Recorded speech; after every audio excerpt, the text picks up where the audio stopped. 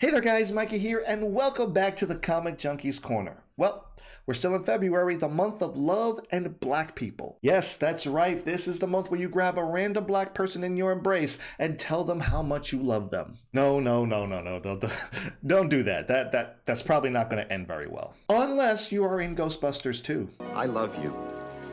Yes? Yeah. Well, I love you too. But today, we are here indeed to talk about romance. Now, if you know me, you know I'm not a big fan of romance, but there are those random occasions where it's done effectively, to the point where I'm actually on board with it, to the point where it doesn't annoy me, mostly. So I'm here to give you my top 3 most bearable romances in comics, and if you have a favorite romance in comics, please post it down in the comments below. Talk nerdy to me. Let's start the show.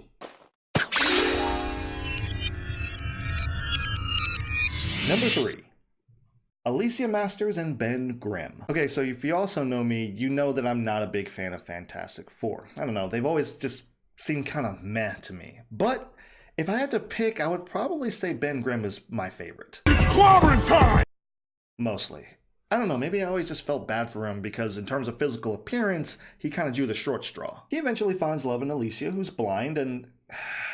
Okay, yeah, obvious metaphor for love is blind is obvious, but I was 11 years old when I read that, man. That was powerful to me. As on the nose as it is, it's a pretty timeless message that tackles an issue that men and women still deal with today, albeit a bit exaggerated in the comic book, obviously. I like this relationship mainly because of what it represented, not so much the people involved. And who says comic books don't have commentary?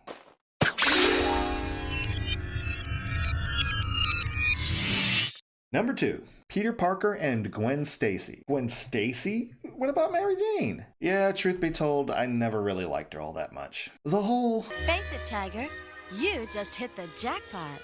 is cute, but she always seemed a bit too selfish and self-centered for me to actually be invested in her. Sam Raimi and Kirsten Dunst really nailed that part of the character in my opinion. No, I'm talking about Gwen Stacy, Spidey's first love. Why this relationship? Well, Spider-Man's my favorite superhero, and, you know, Petey's my boy, and, you know, I always want what's best for my boys, and Gwen's a good girl.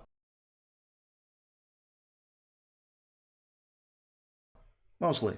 I mean, nobody's perfect. The relationship just felt real, you know? It was a lot of ups and downs, you know? Nothing ever worked out perfectly. Sure, things got melodramatic at times, but it was about the realest representation of a relationship that I'd seen in comics for a while, and I was genuinely rooting for them to be together.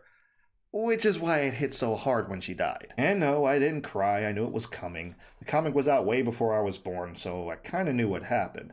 But it still left a sting. And apparently I wasn't the only one who really wanted them to be together, because her death caused a massive outrage. People were sending death threats to Marvel Comics for what they'd done. Okay, 1, don't ever do that. That's just taking things way too far. And 2, if a book makes you have that kind of emotional response, that's usually a good thing, provided it's not a bad book. I mean, look at what happened to Jason Todd. Who? Exactly. And my number 1 pick for romances in comics is Oliver Queen and Laurel Lance. I'm just gonna be honest here. When I was younger, I envied these two. Why? They just had an interesting dynamic. Like, if they existed in real life, I'd want to be their friend just so I could watch them interact. Damn, that sounded creepy. I mean, like, watch them with their consent. You know, like if they invite me over and they, you know what I'm talking about, man. Don't be asking me all these questions. But when you say 2 people are made for one another, this is usually what they mean. They keep each other in check. They literally balance each other out, mentally, physically, and emotionally. They are each other's rock. This is one of those cases where it's a 1,000,000,000 to 1 chance that these 2 would ever find each other in the world. But when they do, you can't help but be happy for them. So those are my picks for the romances in comics that do not make me want to vomit up carpet.